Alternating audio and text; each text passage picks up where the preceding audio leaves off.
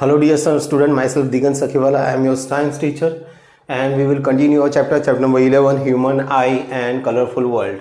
So dear student, we are going to learn today about the defects of vision and their correction. Okay, so generally what happen when normal eye are there, suppose any object is kept here and the light rays are passed, these light rays are going here and it enter into the cornea and then after it enter into the this lens. Okay, then after refraction all the rays are meet at the retina, so we get the image. Okay, but suppose some defects are there, then what happen here, the images are not formed on the retina, so we get three type of three type of defects are there. First is called the myopia, second is called the hypermetropia, and third is called the presbyopia. Okay, here we will learn one by one about all the defect. First defect is called myopia. It is called the short-sightedness. Short-sightedness means opposite is what? Far. Short opposite is far, means we cannot see the object which are very far. Okay, so what happen when we keep any object, then when we put any object at far distance, or we want to see the object which are very far, when the rays are going from that and it enter into the eye, then the rays are not meet at the retina, but it meet before the retina. What is the reason? Because the ciliary muscles are there in the eye, they are in the relaxed condition, and because of that reason it convert the more and more light, this lens in the eye that convert the more and more light before the retina. So this defect is produced, and because of that reason we cannot see the object which are very far from us. To overcome that, we have to use such a lens which will diverge the ray. Okay, means okay, for that we can use here concave lens. So the people who are in the young age, okay, they have this problem, they cannot see the object which are very far. So in the lens or in the spectacles we use the concave lens. So as we put here concave lens, whatever rays are there, that become a diverge, and because of that reason whatever the light rays pass from the lens, after refraction they meet on the retina, so we get the proper image on the retina. Dear student, the second defect, that is called the hypermetropia. Hypermetropia is also called farsightedness. Far, what opposite of that, means we cannot see the object which are near. So as age is increased, the ciliary muscle is stop working properly or it is not working well. Okay, and because of that reason it is not in the relaxed condition. Okay, the ciliary muscles are not in the relaxed condition, and because of that reason whenever we try to see any object, nearer object, okay, at that time the rays are not properly converged. Okay, so behind the retina the image is obtained. Okay, behind the retina the image is obtained. So to convert the rays properly, what we have to use, whenever we want to convert the rays, we can use what?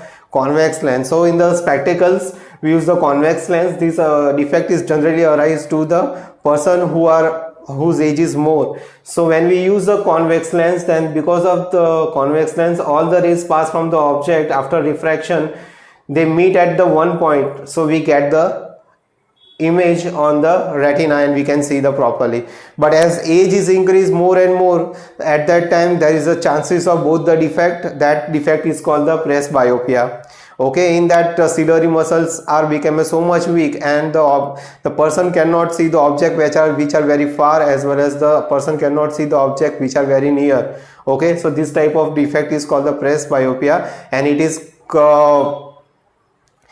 removed by the bifocal lens. Now bifocal lens means the lens which contain the concave lens and the convex lens. So the bifocal lens, in that upper part is made up of concave lens. Okay, so from that we can remove the nearsightedness, myopia, and the down part of the lens are there in that is made up of convex lens. So by that way we can avoid the hypermetropia or farsightedness, we can see the object which are very nearer. So in presbyopia both the type of defects are there, and it is removed by the bifocal lens. Okay, so this is all about the three defect. You have to remember it. Okay, dear student, we will continue with our new topic, refraction of light through a prism. What is called prism, that we will learn first. A triangular glass prism has two triangular bases. Okay, so two triangle and 3 rectangular lateral surfaces. The angle between 2 lateral faces is called the angle of prism. So here in this figure you can see the base part of the prism. In that, angle A is called the angle of the prism. Okay, dear student, we already learned about refraction, that we are going to learn here.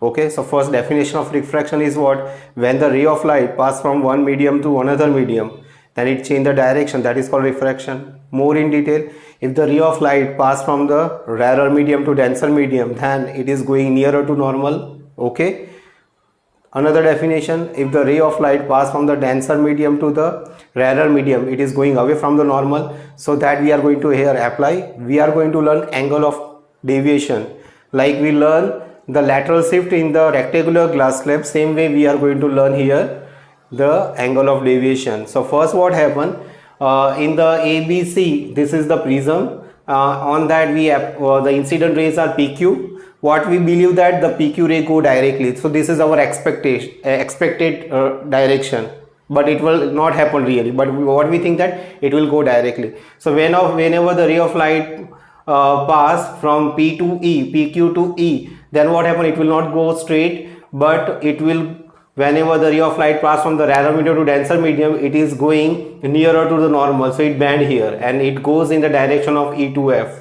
Okay, so what angle it make whenever this PE incident on the prism, then it make the angle of incident. Okay, now dear student, what happened here, this EF is in the denser medium, means it is a glass prism. So when it is going denser medium to rarer medium, then it will not go directly. Okay, it will not go directly. So when the ray of light pass from the denser medium to rarer medium, then it is going away from the normal, and because of that reason here we get another ray, and that ray is Fs. Okay, that 2 points are R and S. Okay, so here whatever angle are there, that is called emergent rays. Now our main topic is what here, what is called angle of deviation.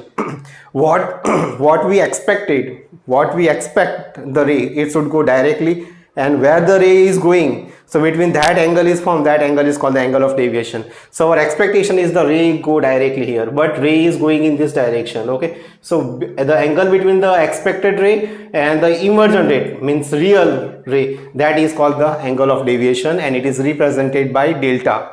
The angle formed between the expected emergent ray, but it is not true, and real emergent ray is called angle of deviation. Okay, so here we get D, that is the angle of deviation, like lateral shift in that. What we think that when the ray of light pass from the glass slab, and what we expect in that way, the light is not traveling, but it travel according to the law of refraction.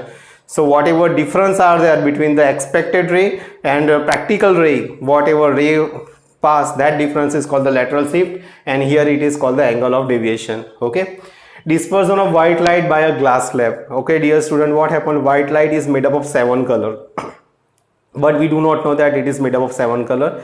So first time Sir Isaac Newton passed the white light from the prism.